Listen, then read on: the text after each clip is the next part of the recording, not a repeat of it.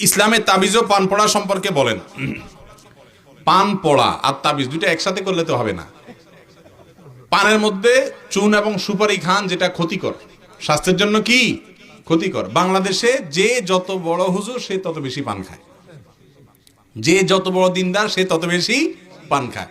অথচ পানের মধ্যে যে সুপারিটা আমরা খাই, এটাকে গুপ্ত ঘাতক বলেছেন সংশ্লিষ্ট বিশেষজ্ঞরা। এটা খাইলে বিষের মতো মানুষ তলে তলে ভিতরে ভিতরে শেষ হয়ে যায়, এত ক্ষতিকর, মারাত্মক, ডেঞ্জারাস একটা জিনিস। চুনটাও ক্ষতিকর। পানের পাতার কিছু উপকারিতার কথা বলা হয়, তো খালি পাতা খান, সেটাকে নাজায়েজ বলা যাবে না। আবার জর্দা খায় সাথে। এই জর্দা বিশেষ করে যদি আপনার মিষ্টি জর্দা হয়, শুধু মিষ্টি জর্দা, সেটা ভিন্ন কথা। তো সাধারণ অবস্থায় আপনার পান যদি পাতা পড়ে দেয়, এটা দোষের কিচ্ছু নেই।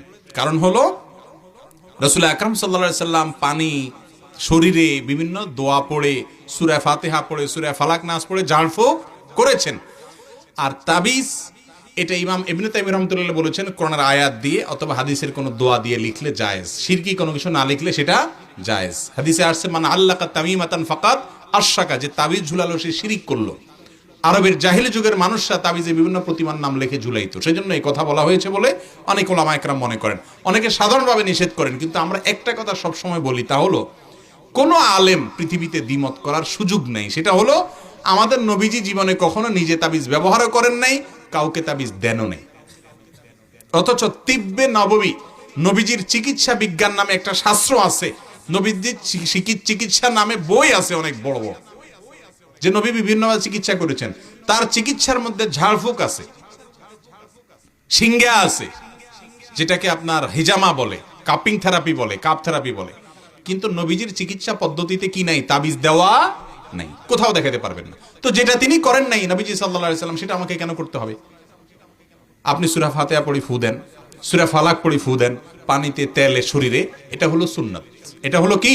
সুন্নাত। আমরা সুন্নাত অনুযায়ী চলবো, নবীজির পদ্ধতি অনুযায়ী চলবো ইনশাআল্লাহ।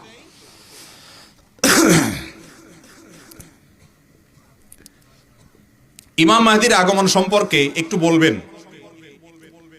দেখুন, আমাদের দেশে অনেক আলেম বলেছেন ইমাম মাহদি জন্ম হয়ে গেছে, 22 সালে আসবে, 25 সালে আসবে, 23 সালে আসবে, 18 সালে, 19 সালে আসবে, অনেক কথা বলে।